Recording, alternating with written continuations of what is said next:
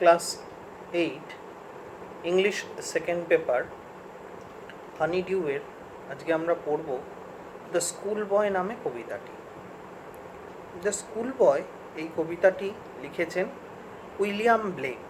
তোমরা সকলেই জানো উইলিয়াম ব্লেকের সম্বন্ধে, তোমরা ক্লাস 7-এ কিছু পড়েছিলে, কারণ সেখানে তোমাদের উইলিয়াম ব্লেকের লেখা ইকোয়িং গ্রিন বলে একটা কবিতা ছিল। উইলিয়াম ব্লেক তার লেখা দুটো বিখ্যাত বইয়ের নাম হচ্ছে সংস অফ ইনোসেন্স এবং সংস অফ এক্সপিরিয়েন্স। এই পোয়েমটা সংস অফ এক্সপিরিয়েন্সের 41 নম্বর কবিতা। এই কবিতাটার মধ্যে দিয়ে দেখানো হচ্ছে যে একটা স্কুল বয় কিভাবে সে আনহ্যাপি হয়ে যাচ্ছে, কিভাবে স্কুল তার মধ্যে একটা অদ্ভুত রিপালশন তৈরি করছে। স্কুলে যাওয়ার কথায় কিভাবে তার মধ্যে একটা কষ্ট, একটা বেদনা সৃষ্টি হচ্ছে। This poem certainly does not indulge in a reluctance to go to school, but keeping in head about the weather, about the festivity or others. Whether we can think about school or not, it is the poet's first priority of talking here. যে উৎসব বা আবহাওয়া এগুলো কিভাবে স্কুলের কথা আমাদেরকে ভাবতে আমাদের প্রহিবিট করে। The schoolboy in the poem is not a happy child, certainly not. What makes him unhappy? তাকে কিসে অসন্তুষ্ট করছে? Why does he compare himself to a bird that lives in a cage? কিভাবে সে নিজেকে কম্পেয়ার করছে two a bird, একটা পাখির সঙ্গে, that lives in a cage, আর আ প্ল্যান্ট, অথবা একটা গাছের সঙ্গে, that withers when it should blossom, যেটা শুকিয়ে যাচ্ছে, when it should blossom, when it ought to bloom. পোয়েমটা লেখা হয়েছে ফার্স্ট পারসন ন্যারেটিভে। The poet here the school boy, and he just here registering his sadness, his thought about school going. I love to rise in a summer morn. Yes, rising or getting up, wake up from sleep in a summer morn, it pleases the poet. সকালবেলায় ঘুম থেকে ওঠা, the summer morning, এটা কবিকে খুবই please করে। when the birds sing on every tree, কারণ poet সেই সময় ঘুম থেকে উঠে তিনি দেখতে পান কি, the birds are singing in every tree. the distant huntsman winds his horn. Horn হচ্ছে একরকম শিঙা জাতীয় জিনিস, মোষের শিং দিয়ে বা এই ধরনের হরিণের শিং দিয়ে হয়তো তৈরি হতে পারে, কারোর একটা শিং দিয়ে তৈরি হয় শিঙা। হান্টসম্যানরা কী করে, তারা ওই ধরনের ওই শিঙা বাজিয়ে তারা ক্যাটল অ্যানিমাল বা গ্রেজিং অ্যানিমাল বা স্ট্রে অ্যানিমাল যারা, তাদেরকে অ্যাট্রাক্ট করে। The distant huntsman, distant, farthest, a person, a huntsman, a hunter who is hunting afar. Winds his horn, winds is blows his horn, and the skylark sings with me. The skylark is a bird, a very very common European bird, sings with me. Oh, what a sweet company. আহা, কি সুন্দর একটা company, সঙ্গ, association.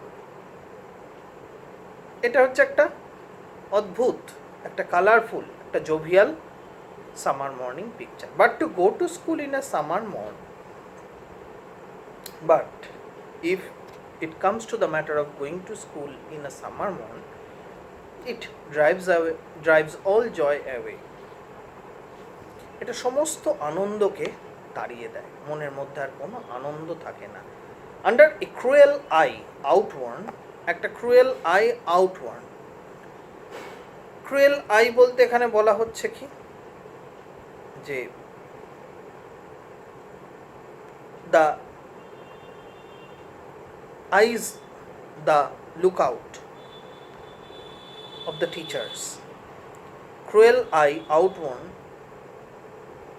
একটা কঠিন চোখের নিচে, under the surveillance of some strict people, কিছু কঠোর লোকজনদের অনুশাসনে, সার্ভিলেন্স, তাদের তত্ত্বাবধানে।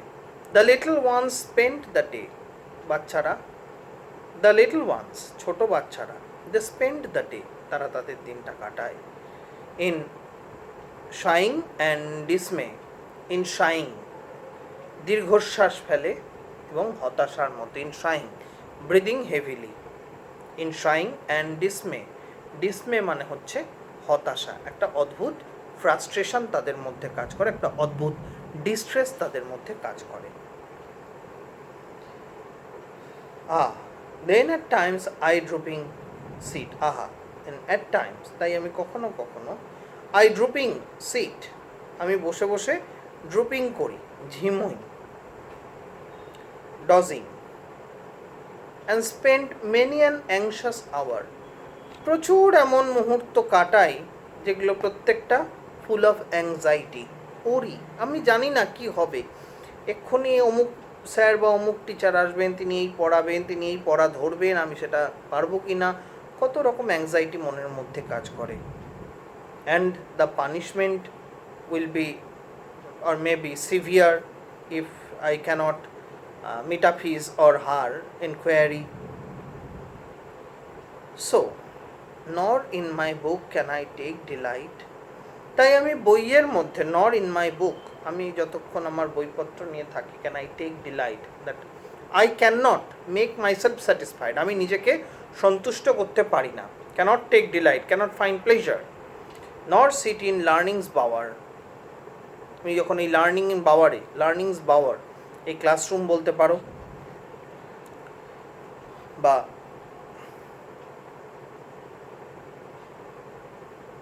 শিক্ষার এই ঘরে, এই ক্লাসরুমে, তার মানে এখানে এই যে বলছে নর সিটিং লার্নিংস বাওয়ার্স, বাওয়ার মানে হচ্ছে কি, ক্রিপার, বাওয়ার মানে হচ্ছে বলস, ব্রাঞ্চেস, ডালপালা, বা ক্রিপার, লতানো গাছ টাইপের, মানে এখানে শিক্ষার সেই বৃক্ষ, তাহলে শিক্ষার সেই গাছ, প্ল্যান্ট, এটা কোনটা, এই ক্লাসরুমটা। Nor sit in learning's bower, worn through with the dreary shower, যেটা ড্রিয়ারি শাওয়ারে, ড্রিয়ারি ডাল, শাওয়ারে, যেটা ওর্ন থ্রু হয়ে গেছে, ওর্ন থ্রু মানে ক্ষয়ে গেছে, যেটা ক্ষয়ে গেছে, নষ্ট হয়ে গেছে, অবলিটারেটেড হয়ে গেছে।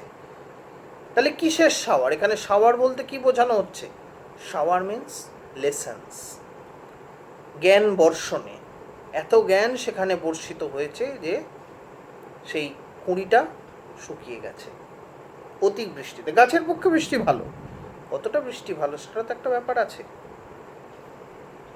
How can the bird that is born for joy, now the poet seeks solace in thinking himself as a bird who intends to fly high in the sky, but unfortunately the bird is captivated in a cage, confined in a cage, the sickle. How can the bird that is born for joy, যে পাখিটা আনন্দের জন্য জন্মায়, আনন্দ পাওয়ার জন্য জন্মায়, পাখি জন্মে কি করে, পাখি বড় হয় যখন সে উঠতে শেখে, সে খোলা আকাশের বুকে, in the blue sky he flies about, the bird flies about, sings merrily, তার পায়ে শিকল দিয়ে দিলে সে তো আর গাইতে পারে না, তোমরা তো প্রিন্সেস সেপ্টেম্বরে পড়েছো, sit in a cage and sing, সে কিভাবে খাঁচায় বসে, sitting in a cage she can sing. How can a child when fears annoy, how can a child when fears annoy, যখন ভয় তাকে annoy করে, threat করে, but droop his tender wing, সে কি করে, সে তখন টেন্ডার উইং, তার নরম ডানাগুলো ঝুঁকিয়ে দেয়, and forget his youthful spring, তার সেই ডানাগুলো, তার মানে কি, তার সেই চাইল্ডহুড ডিলাইট, চাইল্ডহুড জয় কে সে ব্লুমিং আউট করার বদলে ফরগেট দ্য ইউথফুল স্প্রিং, সে সেই বসন্ত, সেই সুন্দর বসন্ত সে ভুলে যায়, এবং ভুলে গিয়ে সে অতি কষ্টে সেই লার্নিংস বাওয়ারে বসে সে কোনো ক্রমে পড়া তৈরি করে। O father and mother, O my father and my mother, he addresses, the poem addresses to his parents. If birds are nipped, যদি কুঁড়িগুলোকে নিপ্ট করে দেওয়া হয়, destroyed করা হয়, these are threatened to grow, their growth is obstructed, and blossoms blown away, এবং blossoms ফুলগুলো যদি blown away উড়িয়ে নিয়ে চলে যায়, কুঁড়িগুলোকে উড়িয়ে নিয়ে চলে যায়, and if tender plants are stripped, যদি কচি গাছগুলোকে স্ট্রিপ করা হয়, ছিঁড়ে ফেলা হয়, মিউটিলেট করে দেওয়া হয়, stripped, mutilated, of their joy in the springing day, তাদের যখন তাদের স্প্রিঙ্গিং ডে, স্প্রিং অর্থাৎ বসন্ত এবং স্প্রিং অর্থাৎ আবার সেখানে ব্লুমিংও বটে, তাদের যখন ফুটে ওঠার দিন, সেই সময় যখন তাদের আনন্দের সময়, সেই সময় যদি তাদের এই রকম করা হয়, তাদের কুঁড়িগুলোকে ছিঁড়ে ফেলা হয়, তাদের ফুলগুলোকে যদি উপরে উড়িয়ে দেওয়া হয়, and the tender plants are stripped, আর যদি কচি কচি গাছগুলো, কচি কচি ডালপালাগুলোকে, প্ল্যান্টসগুলোকে, ডালপালাগুলোকে, সেগুলোকে যদি ছেঁটে ফেলা হয়, বাই সরো অ্যান্ড কেয়ার্স ডিসমে, তাহলে কি পড়ে থাকে? বাই সরো, দুঃখের দ্বারা, অ্যান্ড কেয়ার্স, সাবধানতা, ওয়ার্নিং, ডিসমে, হতাশা, পড়ে থাকে, শুধু এই হতাশাই পড়ে থাকে। Then how shall the summer rise in joy, তাহলে কীভাবে summer, that is youth time, here summer symbolizes youth time, spring symbolizes the childhood days,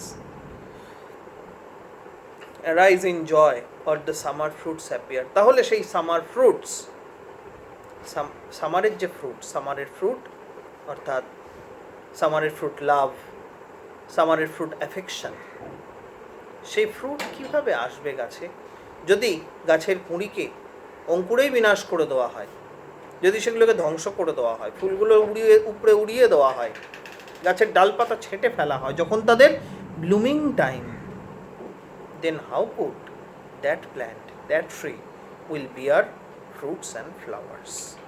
Now here ends the poem with all its inner meaning, with all its significance and whatsoever.